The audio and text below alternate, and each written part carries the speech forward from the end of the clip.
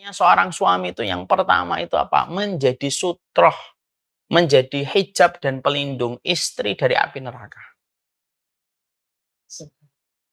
Jadi kalau misalkan Ummu Lucy nikah dengan Pak Ismail, terus Pak Ismail di rumah aja tiduran, megang handphone, bangun lagi, tiduran lagi gitu. Itu tetap fungsinya dia itu tetap menjadi hijab bagi Ummu Lucy dari api neraka. Walaupun dia nggak ngapa-ngapain contohnya. Fungsi loh ya. Masalah dosanya, dosa dia dengan Allah. Tapi ketika Ummu Lucy masih punya suami, maka selama Ummu Lucy punya suami, maka selama itu pula Ummu Lucy akan terjaga dari api neraka secara langsung karena di depannya Ummu Lucy itu ada sang suami. Makanya hisabnya seorang istri itu kan ditanyakan dulu kepada istrinya kan, ditanyakan dulu kepada suaminya kan. Ummu Lucy hari ini makan apa, minum apa, yang ditanyakan suaminya dulu. Istrimu hari Kamis tanggal 2 Muharram makan apa dia? Makan bubur. Buburnya datang dari mana? Uangnya uang apa? Istrimu sholat subuhnya jam 5:30. Loh, kamu ngapain sebagai suaminya? Itu semuanya ditanyakan dulu tuh sang suami. Walaupun dia nggak ngapa-ngapain, walaupun dia misalkan ya, pokoknya di rumah cuma tiduran doang. Misal ekstrimnya. Ekstrimnya suami kita itu di rumah cuma tiduran doang. Fungsi itu nggak akan hilang. Masalah dia dosanya antara dia dengan Allah. Ini bukan berarti bahwasanya ketika sang suami itu fungsinya sebagai hijab bagi seorang istri, lalu dia nggak dosa. Enggak lah, tetap dosa lah. Karena apa? Kewajiban-kewajiban yang harusnya dia lakukan, dia lalaikan. Itu tanggung jawab dia dengan Allah. Tapi bagi istri, tidak membahayakan untuk urusan akhirat kelak. Kenapa? Selama saya masih punya suami, dia yang akan tanggung jawab tentang saya. Makanan di rumah misalkan sampai dibuang-buang, yang ditanya suaminya.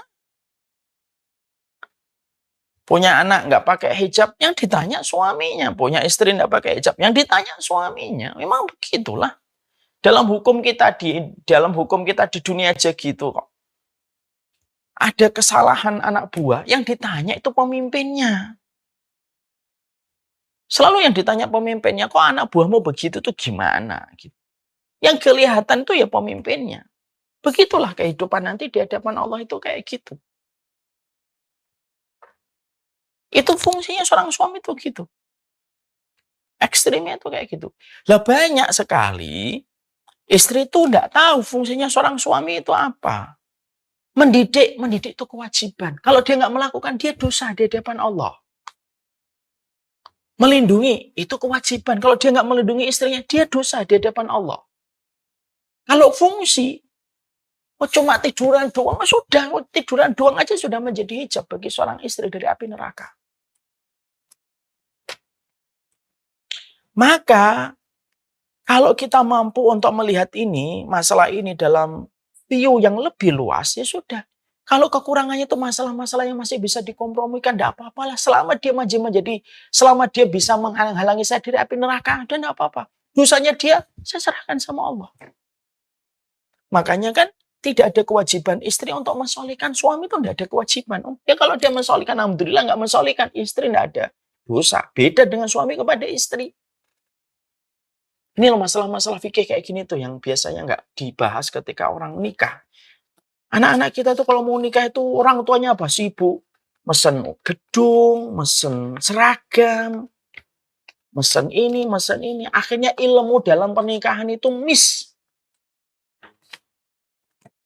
Anak nggak ngerti fungsinya menikah itu apa, bagaimana kewajiban, apa yang dilakukan kalau begini, love language-nya apa. Tangki kasih sayangnya bagaimana, terus bagaimana, hilang Karena apa? Sekarang pernikahan itu hanya sebagai bagian dari sebuah prestisius doang. Untuk bilang mindalik. Nah itulah pentingnya fungsinya nikah itu pakai ilmu, membebaskan kita dari banyak blind spot yang selama ini tidak kita ketahui. Nah kembali ke masalah tadi, maka ketika ada seorang istri masih bisa mengkompromikan bahwasanya dia mengingat fungsinya suami itu adalah menjadi hijab baginya dari api neraka. Daripada nanti dia pisah, lalu akhirnya dia dengan neraka itu sudah tidak ada lagi hijab. Jadi kalau orang itu sudah nggak menikah, hijabnya itu, ini maaf ya saya ibaratkan ini hijab, jadi terus nggak ada hijabnya. Kalau hijabnya sudah nggak ada, ya dia dengan neraka itu langsung. Dia makan apa, dia tanggung jawab sendiri. Dia nyari harta, tanggung jawab sendiri. Dia keluar pergi, dia tanggung jawab sendiri. Yes, bagaimanapun lebih enak kalau ada yang menjadi fungsi bagi hijab baginya. Kalau kita berjalan di terik yang panas, punya payung itu jauh lebih enak daripada nggak punya payung. Kalau nggak punya payung mah terik banget itu. Bisa pecah-pecah itu wajah kita kalau nggak pakai sunblock. Tapi ketika sang suami sudah naik dosanya kepada dosa-dosa yang sifatnya besar, contoh, tidak mau sholat. Zina tetapi tidak berhenti dari zina. Nah itu sudah di luar dari ketetapan syariat. Misal, suami saya berzina Ustadz, emang saya nggak boleh berhenti untuk minta? Ya boleh kalau itu mah para ulama juga menyampaikan, ya sudah kalau suamimu berzina, masuk kamu akan dicampuri sama seorang yang berzina yang tidak mau tobat? Dia nggak mau tobat. Mas kamu ini zina ini. Alah terserah saya. Kenapa kamu ngurusin? Ya kalau istri kalau menghadapi suami semacam ini lebih baik pisah. Kenapa? Ya nanti apa mau dia dicampuri sama seorang pezina? Seorang wanita itu kesuciannya dijaga. Dan yang bisa menjaganya itu adalah dirinya mereka sendiri. Gitu. Suaminya nggak sholat. Gitu. Nah, itu sudah beda urusan. Suaminya misalkan memakai kekerasan yang berlebihan. Gitu. Itu sudah melampaui batas. Gitu. Kembali kepada masalah yang tadi ditanyakan oleh Ummu Lucy adalah taat. Ya sudah, renungi aja tadi surat An-Nisa yang tadi kita baca. Fa in karitumuhunna fa asa an takrahu syai'an fayaj'alallahu fihi khairan katsiran. Bisa jadi kebaikannya nanti di masa tua. Ternyata suami yang dulunya ini bisa berubah. Orang kan bisa berubah. Orang itu bisa berubah. Banyak perkara yang bisa merubah seseorang itu. Pengalaman hidup yang pahit bisa mengubah dia. Tragedi yang pernah dia dapatkan bisa mengubah dia. Yakin aja sama janjinya Allah. Selama kita punya harapan bahwasanya Allah itu memutarbalikkan hati setiap manusia. Jadi kalau ada seorang istri, maaf, kalau ada seorang istri, kok dia gagal menjadikan suaminya solih, gitu. Artinya, ya sholatnya masih sholat, nggak susah ke masjid, gitu. Kamu nggak akan terkena dosa.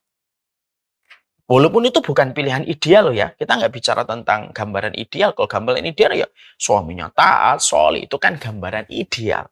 Kan kita harus paham. Hidup tidak berjalan sesuai dengan apa yang kita mau. Ini ada kisah nyata. Ada seorang wanita tanya sama Kiai. Kiai. Iya gitu.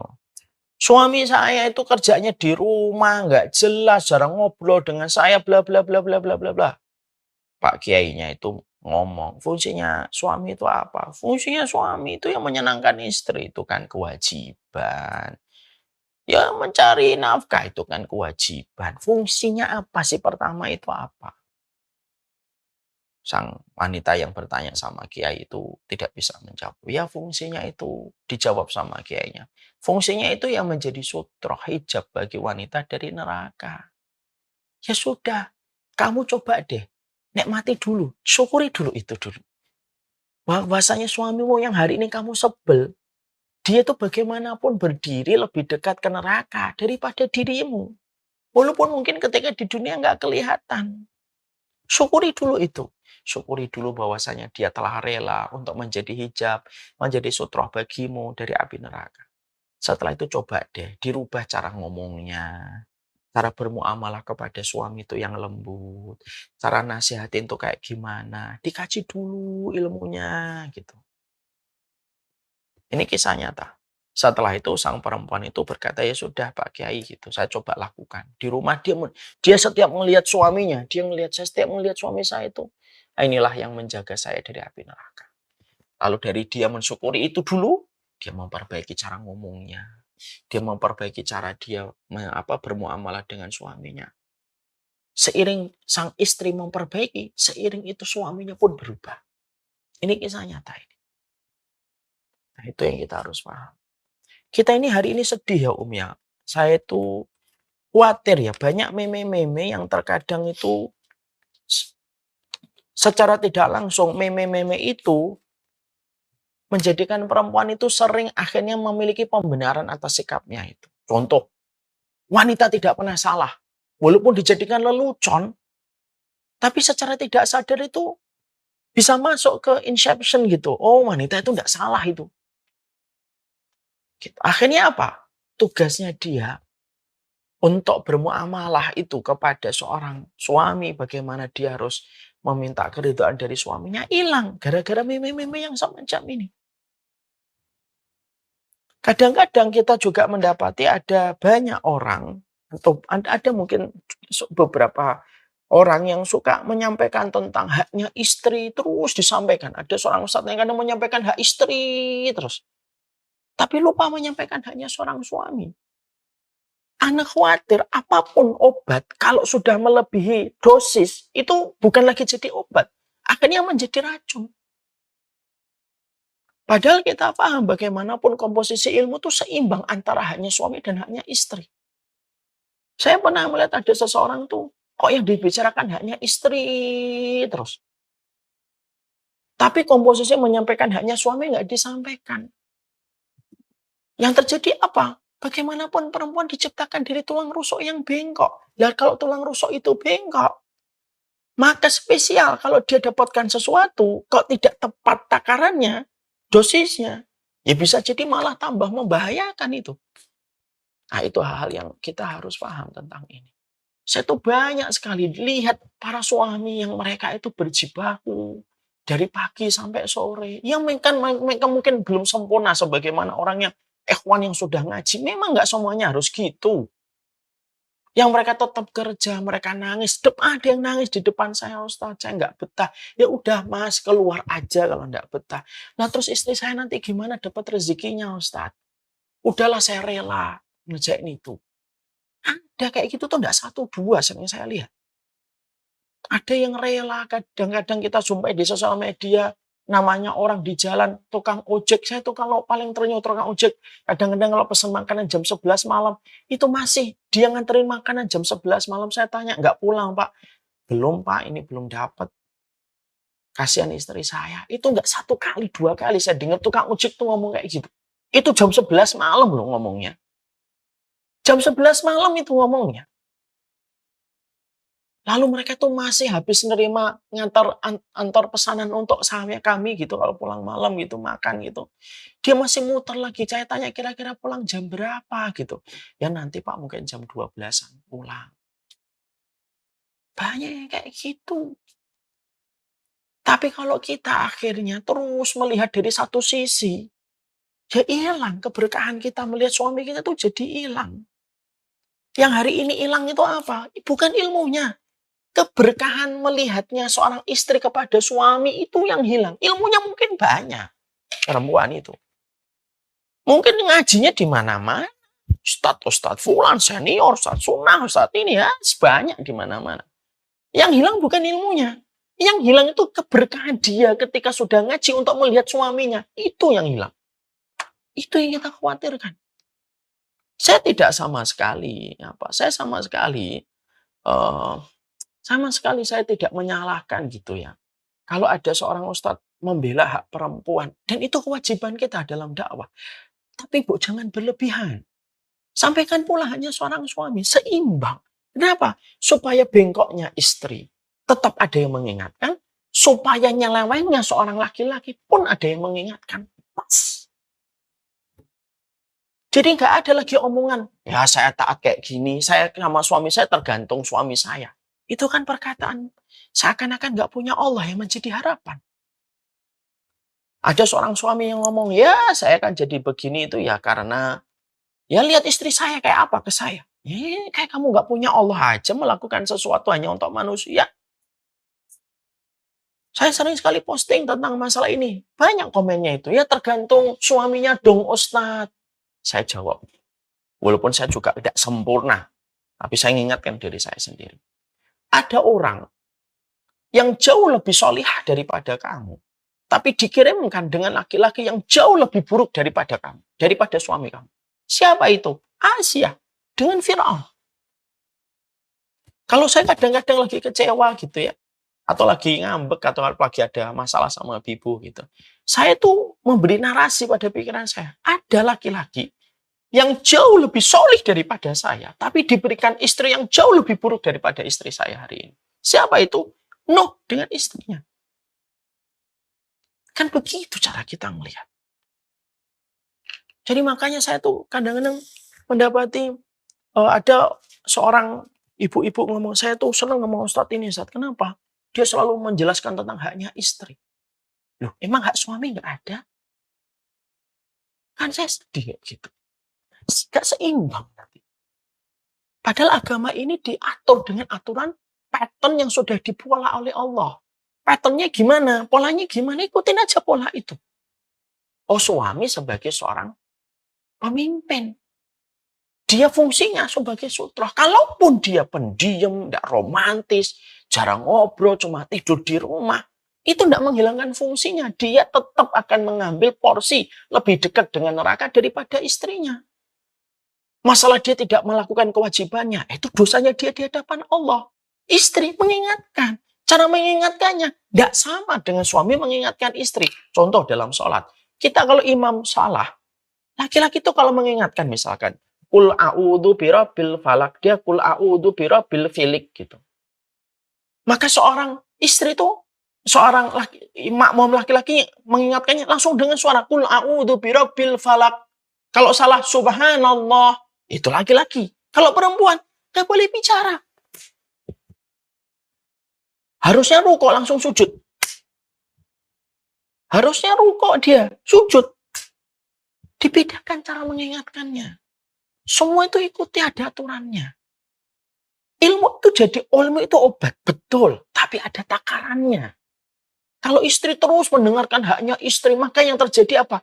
Keberkahan dia memandang suaminya hilang. Demi Allah hilang. Suami saya tidak ngaji, suami saya tidak sunnah, suami saya tidak paham. Apa yang lagi saya pertahankan dari suami saya?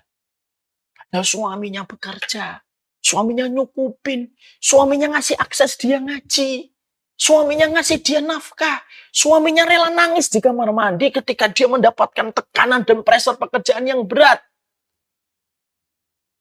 Kadang-kadang kan nggak kelihatan itu. Memang betul kewajiban seorang suami itu bukan nyari kerja doang, betul. Tapi mosok kita akan nyalahkan seorang suami yang sudah bekerja? Banyak orang ngomong, kewajiban seorang suami itu bukan hanya kerja doang. Iya memang betul. Tapi mungkin pada saat ini dia sedang merasakan berat ketika ekonominya tidak gampang. Mungkin saat ini dia lagi dibutuhkan waktu untuk menguraikan masalah bisnisnya ini. Masalah ekonominya dulu. Kenapa sih kita tidak bisa husnudon sama setiap laki-laki? Walaupun saya tidak menutup mata, banyak laki-laki yang luar biasa sudah dikasih nikmat oleh Allah. Masih zina, menzinai orang, padahal punya anak perempuan. Demi Allah itu, moga-moga yang semacam ini dikasih oleh Allah peringatan dan pelajaran kebaikan untuk mereka. Tapi bagaimanapun kita biar harus tahu gitu. Laki-laki itu cuma butuh ketenangan. Dan ketenangan itu salah satunya apa? Cara seorang wanita memandang berkah pandangannya kepada seorang suami. Kenapa Ibunda Khadijah menjadi wanita pemenang hatinya Rasulullah? Padahal beliau bukan yang paling cantik. Beliau bukan yang paling muda. Beliau juga bukan yang paling pintar. Beliau memiliki beban ketika nikah dengan Rasulullah sudah bawa anak. Tapi kenapa pemenang hatinya Rasulullah itu Ibunda Khadijah? Karena siapapun yang menenangkan suaminya, dialah yang memenangkan hati suaminya. Dan memenangkan hati suami itu sebenarnya bukan dia. Kalau kamu memenangkan hati suamimu, kamu sedang mengambil pintu, kamu sedang mengambil kunci pintumu surga sendiri. Jadi memenangkan hati suami itu bukan karena suami. Bukan karena Fulan Agus, bukan karena Bambang, bukan karena Ismail, bukan karena Idris, bukan. Kamu memenangkan hati suamimu itu karena kamu memenangkan kunci jalanmu menuju surga. Yang menuju surga itu memang gak enak lah. Memang diliputi dengan berbagai macam hal-hal yang tidak disukai oleh syahwat. Namanya juga memenangkan hati ke surga kok. Memang kita Sudah tahu ridhonya suami itu ke surga, lalu semuanya enak gitu. Semuanya sesuai keinginan kita. Istri suami kita taat terus untuk kita gitu. Ya malah kita bingung dari mana nanti dapat surga kalau segampang itu. Justru dengan derah air mata. Makanya kenapa wanita di surga, wanita di dunia yang masuk surga, jauh lebih tinggi derajatnya daripada bidadari. Coba kita bedah. Maka dikatakan oleh Syekh Utsaimin, nah karena wanita di dunia itu mereka merasakan kesabaran, ujian, merasakan luar biasanya penderitaan mereka ketika menjadi istri, ketika menjadi anak, ketika melahirkan. Semuanya itu yang akan membentuk istana yang tinggi mereka. Jauh melebihi ketinggian para bidadari ketika mereka di surga. Bidadari di surga mah nggak pernah menemukan sabar sama suami. Menemukan ketidakcocokan sama pasangan. Gesekan kepada suami. Belum merasakan darah nifas yang harus terjadi ketika melahirkan. Bagaimana puting susunya digigit sama anaknya ketika anaknya menyusu di tengah malam. Nggak pernah ngerasain itu para bidadari di surga. Itulah yang menjadikan kita paham. Namanya surga itu ya enggak gampang. Langsung nikah, suami kita langsung baik gitu, sesuai dengan kemauan kita gitu. Langsung suami kita taat sama kita. Salah prosedur, hilang berkah kalau seorang suami taat sama istri. Itu sudah dikatakan oleh Nabi. Kalau ada seorang suami, kok dia taat sama istrinya, anaknya bisa berantakan itu. Dan betul itu kata salah satu ustadz. Ada salah satu ustadz yang ngomong, salah satunya Satu Azhari. Kalau ada salah laki-laki kok dia terlalu taat sama istrinya, justru yang dikhawatirkan apa? Dia akan meninggalkan generasi lemah karena dia melihat bapaknya semacam itu kepada ibunya. Akhirnya apa? Bisa jadi dia gemulai setelah itu. Itulah hal-hal banyak. Semua aturan Islam itu sudah tepat dia di tempatnya masing-masing gitu. Makanya maaf saya mengingatkan diri saya. Kalau saya mengingatkan haknya istri terlalu besar, tolong ingatin saya. Kalau saya mengingatkan haknya suami terlalu besar, ya ingatin saya. Ilmu itu memang obat. Tapi kalau takaran dosisnya itu berlebihan, justru malah merusak. Justru malah merusak. Nah itu yang sering kita lupakan pada kehidupan kita. Ya suami kamu tuh jalan ke surga. Oke, kita sepakat suami saya jalan ke surga. Coba cari seluruh perkataan para ulama tentang jalan surga. Mudah atau susah? Susah. Berduri-duri atau jalan permadani merah? Jalan berduri-duri. Ya itu yang kita dapatkan dari suami kita. Apakah kita lepas dari suami kita ini, lalu kita nanti dapat lain, pasti dijamin lebih baik? Belum tentu juga. Kecuali ya, ketika sang suami sudah melakukan dosa besar, zina, minum khamr, tidak mau tobat, dan dosa-dosa besar yang dikerjakan olehnya, baru dia layak untuk mempertahankan agamanya. Karena kesucian harus bergandeng dengan mereka yang suci. Nah itu yang kita harus mengerti itu. Jadi jangan termakan dengan meme-meme. Wanita selalu merasa benar. Wanita itu kalau menjelaskan harus ke sini-sini. Memang itu bahan ketawaan. Tapi saya khawatir itu masuk inception. Oh, itu harus benar. Perempuan itu harus dimaklumin kalau ngambek. Ya memang wajar ngambek itu. Tapi kalau memaklumi terus-menerus, yang terjadi apa? Hilang keberkahan yang ada. Makanya sekali lagi saya menyampaikan.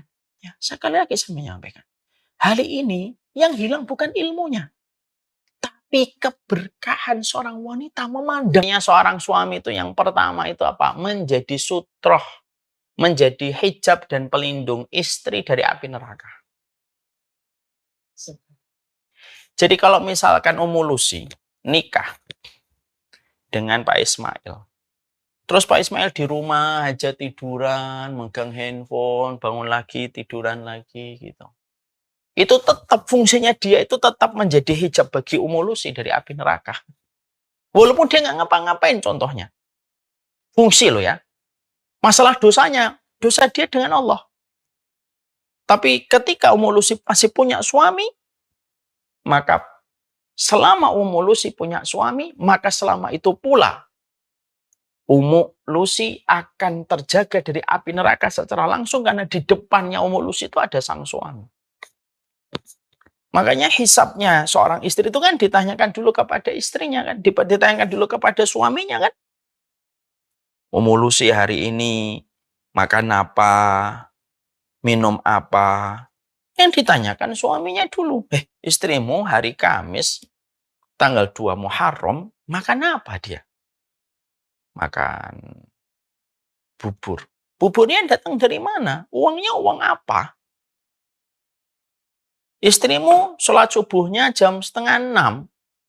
Loh, kamu ngapain sebagai suaminya? Itu semuanya ditanyakan dulu tuh sang suami, Om. Walaupun dia nggak ngapa-ngapain, walaupun dia misalkan ya, pokoknya di rumah cuma tiduran doang. Misal ekstrimnya. Ekstrimnya suami kita tuh di rumah cuma tiduran doang. Fungsi itu nggak akan hilang. Masalah dia dosanya antara dia dengan Allah.